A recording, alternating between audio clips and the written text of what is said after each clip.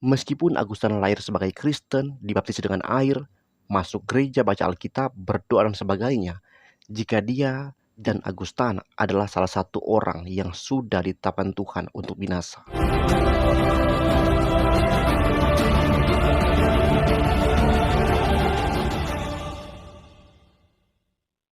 Saudara-saudara, merespon kabar terbaru dalam dunia apologetika YouTube Indonesia, yaitu kematian seorang mualaf yang bernama Ustadz Agustan, yang pada beberapa bulan yang lalu itu beliau mengentuti Alkitab. Banyak orang Kristen mungkin menghubungkan antara kematiannya dengan penghinaannya terhadap Alkitab. Tapi saya mau katakan, kalau ada orang Kristen yang langsung menarik kesimpulan seperti itu, orang itu sesungguhnya perlu belajar kembali apa itu kematian.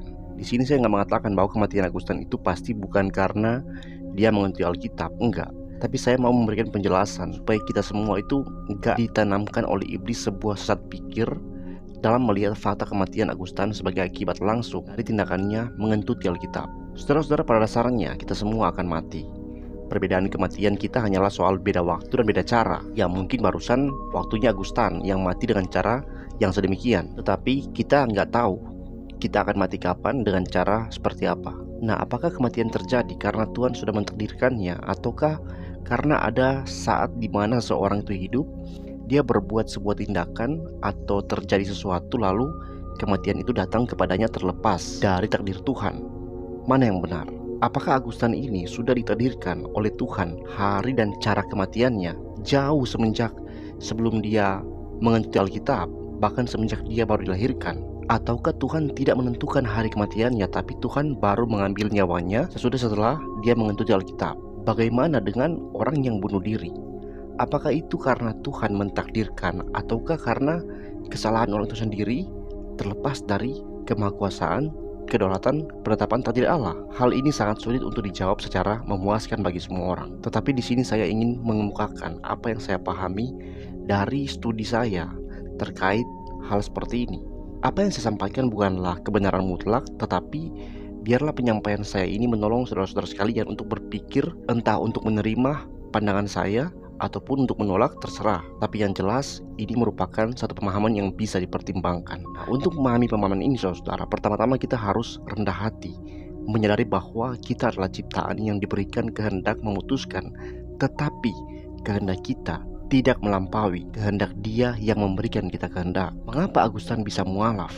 Bukankah Alkitab berkata bahwa Tuhan tidak menghendaki siapapun binasa? Terus kenapa Agustan mualaf? Bukannya Alkitab dengan tegas berkata bahwa lebih baik seseorang tidak dilahirkan jika orang itu meninggalkan iman Kristen? Tapi kenapa bisa Agustan meninggalkan iman Kristen? Apakah itu karena kehendak Agustan yang bisa melampaui kehendak Allah, yaitu kehendak bahwa gak ada seorang pun yang binasa? Ataukah Agustan berkehendak dan Tuhan hanya mengizinkan? Loh, kok bisa Tuhan mengizinkan? Bukankah tidak ada seorang pun yang Tuhan inginkan binasa? Apakah Tuhan kurang berkuasa menahan Agustan sampai-sampai Tuhan harus melawan kehendaknya sendiri dengan cara mengizinkan ada yang binasa? Saudara-saudara, Tuhan memiliki kehendak bebas. Manusia tidak memiliki kehendak bebas. Manusia itu enggak memiliki kehendak bebas seperti Tuhan. Manusia hanya memiliki apa yang namanya kehendak dalam batas kemampuan yang Tuhan berikan kepadanya. Mampu memilih A atau B dari pilihan yang tersedia di depannya. Kita bisa pilih pakai baju A atau B kalau baju A dan B itu tersedia di hadapan kita. Kalau kita nggak ada baju, kita bahkan nggak bisa memilih mau pakai baju apa. Kita bisa memilih berbuat sebuah dosa, misalnya membunuh. Itu akan terjadi hanya jika kesempatan berbuat dosa itu, yang membunuh itu, tersedia di depan kita. Kalau nggak ada kesempatan berbuat dosa membunuh, misalnya seperti orang yang sedang terkurung dalam penjara, dia itu nggak bisa berbuat dosa membunuh, meskipun mungkin orang itu sudah sangat berkehendak untuk membunuh seseorang.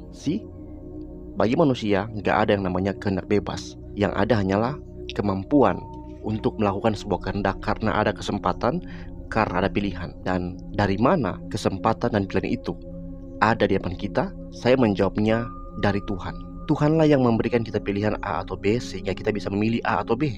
Tuhanlah juga yang memberikan kita kesempatan sehingga kita bisa berbuat sesuatu, entah itu baik atau buruk. Benar, kita punya kehendak, tapi di atas kehendak kita ada kehendak Allah yang sangat amat jauh lebih tinggi melampaui kehendak kita. Dalam kekristenan, ajaran ini diberi nama predestinasi oleh Yohanes Calvin.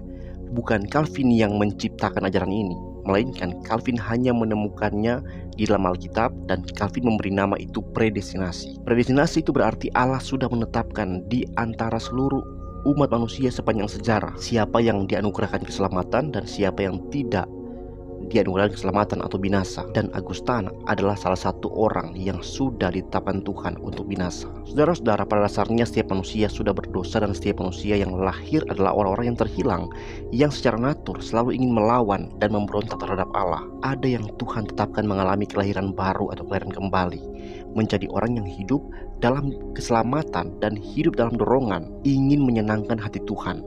Orang-orang yang tidak mengalami kelahiran kembali, yang mana kelahiran kembali ini semata-mata hanya dikerjakan oleh Roh Kudus kepada siapapun yang Allah kehendaki, dan tentu orang-orang yang tidak mengalami kelahiran kembali ini itu akan terus hidup dalam pemberontakan terhadap Allah. Dan Augustine adalah salah satu orang dari sekian banyak orang yang Tuhan tetapkan untuk tidak mengalami kelahiran kembali. Meskipun Augustine lahir sebagai Kristen, dibaptis dengan air, masuk gereja, baca Alkitab, berdoa dan sebagainya, jika dia tidak pernah sungguh-sungguh mengalami kelahiran kembali oleh Roh Kudus yang mengubah hatinya dari suka memberontak terhadap Allah menjadi suka menyenangkan Allah, dia akan terus-menerus didorong oleh kedegilan hatinya untuk berbuat kejahatan. Kenapa Augustine mualaf?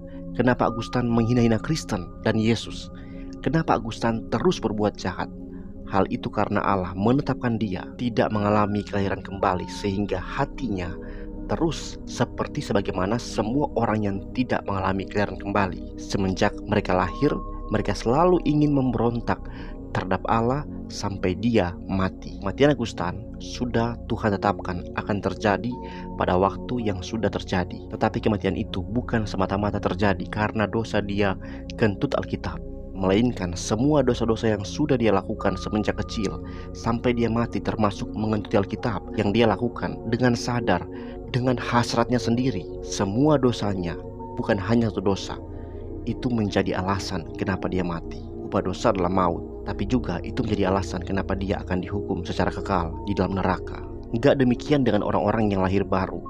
Kematian orang-orang yang lahir baru, yang hatinya sudah diubahkan dari memberontak terhadap Allah menjadi ingin menyenangkan Allah, kematian bagi mereka itu adalah sebuah istirahat dari lelahnya mereka berjuang untuk menyenangkan hati Tuhan dalam dunia. Semua dosa mereka itu diperhitungkan pada salib Kristus 2000 tahun yang lalu. Dan kematian orang-orang yang lahir baru ini adalah keuntungan bagi mereka, karena itu adalah awal seseorang itu akan mengalami janji Allah dalam Kristus, yaitu kebangkitan dan hidup kekal. Saudara-saudara, biarlah video ini mencerahkan kita.